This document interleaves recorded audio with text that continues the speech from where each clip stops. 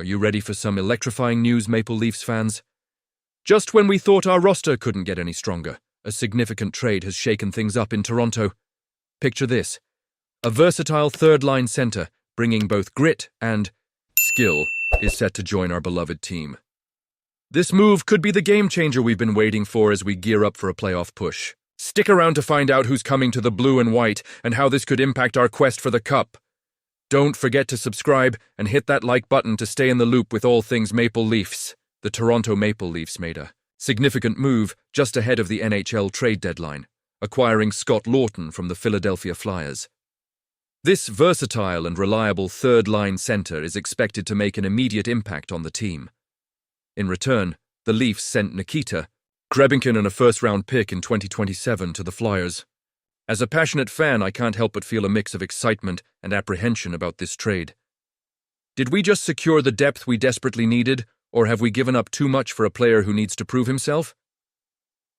Let's dive into the positives first. Scott Laughton fills a crucial gap in our lineup, providing stability at the third-line center position. With Austin Matthews and John Tavares carrying much of the load, Laughton can relieve some pressure, allowing our stars to thrive while also bolstering our defensive play as we head into the playoffs. His defensive skills are invaluable, especially in high-stakes games where every possession counts. That's exactly what we need as we gear up for postseason action. Financially, this trade works out in our favor too. The Flyers are retaining 50% of Laughton's salary, meaning his cap hit for the Leafs is only $1.5 million for the rest of this season and next. This gives us some flexibility to make more moves before the deadline or even add depth for the next season. It's a smart financial play that could pay dividends down the road. And let's not forget Laughton's offensive contributions.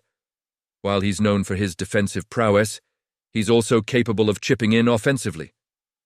With 27 points so far this season, he's shown he can contribute, and if he maintains that level of production, we might just have pulled off a steal. However, it's not all sunshine and rainbows. Losing a first-round pick, even one that's protected in the top 10 for 2027, stings. Sure, that pick is years away, but it's still a valuable asset, especially for a team like the Flyers that could be in the midst of a rebuild. This could come back to haunt us if they hit on that pick and find a franchise player down the line. Then there's the potential of Nikita Grebenkin. Although he may not have been on the immediate radar for the Leafs, he's a promising energy player. Losing him could mean sacrificing some depth in our organization. It's always a gamble, trading away prospects, and let's face it, we've seen players thrive after leaving Toronto. That's a risk we'll have to monitor as Grebenkin develops in Philadelphia. As for Laughton himself, the pressure is on. Expectations are high, and while he brings solid defensive skills to our lineup, we need him to produce offensively as well. If he struggles to find his footing in our system, it could be viewed as a missed opportunity given what we gave up. Honestly, I'm torn on this aspect. Will he rise to the occasion, or will we look back on this trade as a miscalculation? Overall, I believe this trade has the potential to be a win for the Maple Leafs. We've addressed a pressing need for a third-line center and added depth as we head toward the playoffs. Laughton's favorable cap hit gives us flexibility, and his ability to contribute offensively could make this a savvy move. Yet, there are valid concerns regarding the assets we've given up. Mitch Marner is willing to explore free agency this summer, and as a passionate fan of the Toronto Maple Leafs, I can't help but feel a mix of excitement and anxiety about what this means for our beloved team. According to reports from TSN and Chris Johnston of The Athletic, it seems like Marner is prepared to test the waters when the market opens on July 1st. This is a pivotal moment for both him and the Leafs, and it raises so many questions about the future. General Manager Brad Treliving has been busy, making significant moves to bolster the team. Acquiring players like Scott Laughton and Brandon Carlo addresses some pressing needs, but I can't shake the feeling that this is only the beginning. The buzz around the potential trade for Mikko Rantanen was electrifying, and even though Rantanen has now signed with the Dallas Stars for an 8-year deal worth $12 million annually, it's hard not to think about how that impacts Marner's situation. When Johnston discussed the timing of negotiations, it made me reflect. Will Marner's decision depend on whether talks happen before or after July 1st? If it's just Toronto in the mix, that's one thing, but once the entire league gets involved, the stakes change dramatically.